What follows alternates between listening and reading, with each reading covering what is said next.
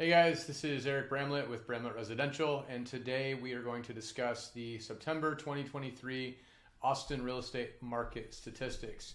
So September, we're moving into the slower months in the fall, winter, whenever we generally see buyer demand start to slow down a little bit.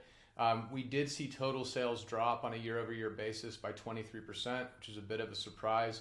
We had seen total sales tracking along with the previous year in the past few months. Under contract pending units did increase by 6.5%, and new listings dropped by about 8%. Withdrawn and expired listings were almost flat versus September 2022, and net new listings actually increased by just a little bit. We'll talk about average sold price and median sold price more in just a minute, but on a year-over-year basis, those were almost flat with only a 1.8% decline in September 2023 versus 22 on an average sold price basis, and a 4.5% drop in median price in September 2023 versus 2022.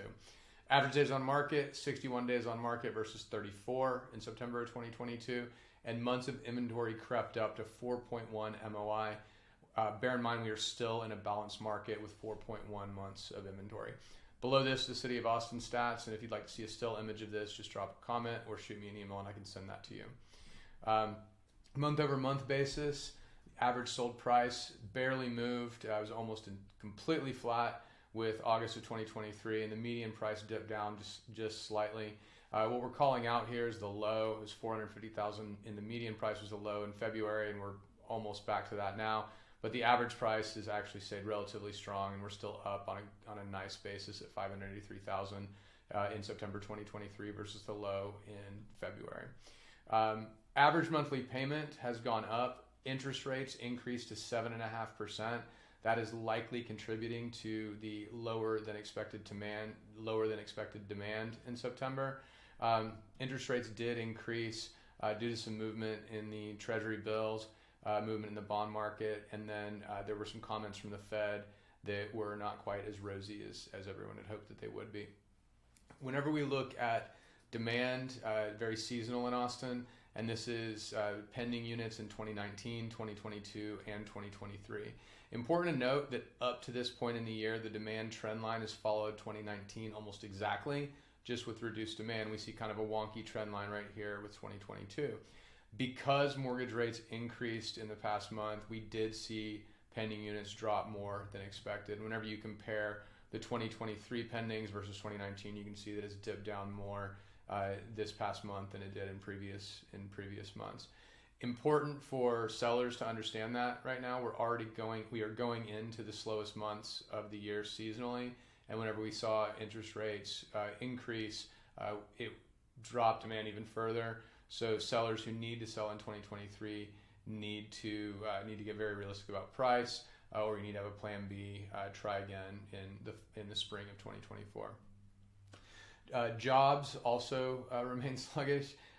We saw a year-over-year decline of 27% on Indeed job postings, and we're watching this very closely. We hope to see Indeed job postings start to tick up towards the end of this year, the first of next year. We really want to see these blue chip tech employers start hiring again.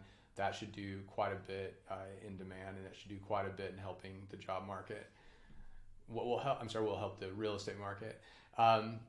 All eyes are on the Fed right now, and the Fed is very, very good at slowing the market down or allowing the market to speed up again. And we look at the CME Fed Watch tool to see what experts predict will happen at the next meeting and then meetings in the future. Right now, there's an 80% consensus that the Fed will not increase rates at the next meeting. But what we're waiting on the Fed to start lowering rates so that the market can get back to recovery mode. Unfortunately, experts predict that the Fed will start lowering rates in June of 2024. So our hope is that we will see the job market pick up before then. We do think that the blue chip tech employers will start to hire before the Fed starts lowering rates. Whenever they know that the Fed will lower rates is whenever they will likely start to hire again. And we have heard some chatter that Meta has picked up its hiring a bit. So we're hoping that is true. And we're hoping that Apple, Amazon, Netflix, and Google will follow suit soon after that. But again, all eyes are on the Fed as to when the economy will start to pick up again, when the real estate market will start to pick up again. The question is not, are things going to get worse? The question is, when will things start to get better? We've been in kind of this holding pattern of a pretty sluggish market now for most of the year. And we just want to know, when will demand return to normal, not to the insane years of 2020 or 2021, but to the normal years we saw in, say, 2018 or 2019. Hope that this was informative. If I can help you in any way, shape, or form, please let me know. My name is Eric Bramlett. I'm the broker of Bramlett Residential, and I hope you have a phenomenal week. Thanks so much.